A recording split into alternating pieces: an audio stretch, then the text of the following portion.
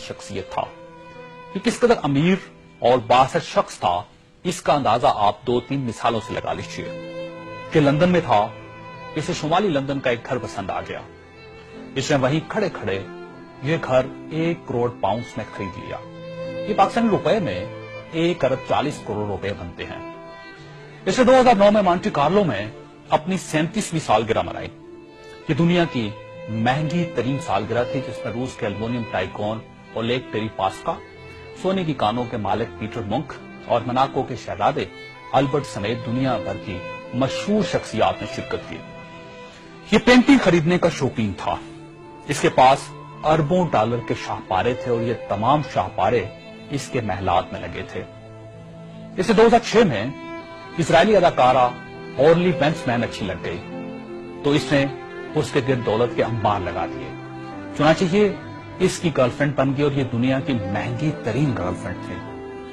बरतानवी वज़ीर-ए-आज़म Tony Blair इसे अपना जाती दोस्त कहता था और इस पर 10 डाउनिंग स्ट्रीट के दरवाजे हर वक्त खुले रहते थे। बरतानवी शाही खानदान ने इसे कई बार बकिंगम पैलेस और विंडसर कासल में लंच और डिनर दिए थे। ये लंदन और पेरिस में प्ले बॉय की जिंदगी गुजारता था और इसे दुनिया जहान के कानून तोड़कर बहुत खुशी होती थी।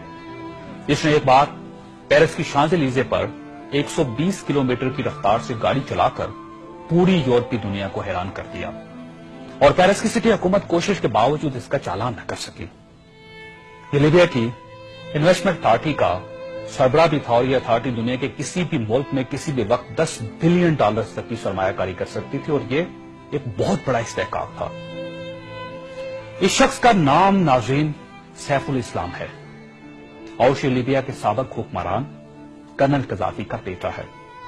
सैफुल इस्लाम कर्नल कज़ाफी का वारिस और वली अहद भी था और इसे दुनिया का इसके बारे में ख्याल था कि यह कर्नल कज़ाफी के बाद लीबिया का हुक्मरान होगा।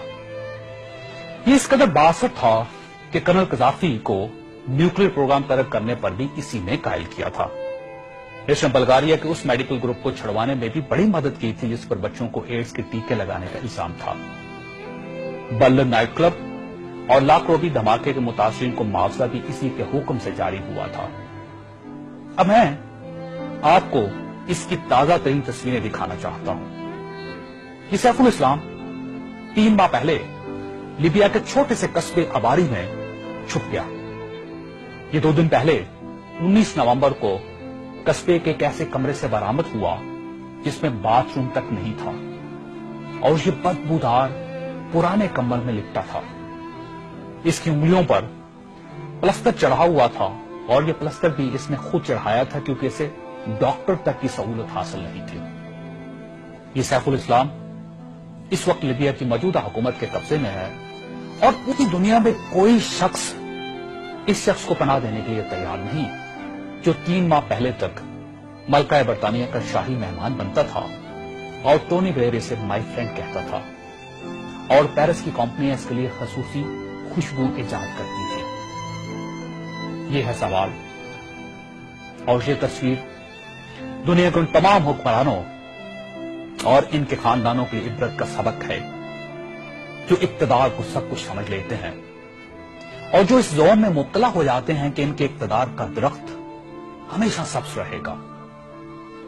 ये तस्वीर दुनिया भर के हुक्मरानों से चीख चीख कर कह रही है कि जो हुक्मरान आवाम का एतमाद खो देते हैं उनका ये इंजाम होता है।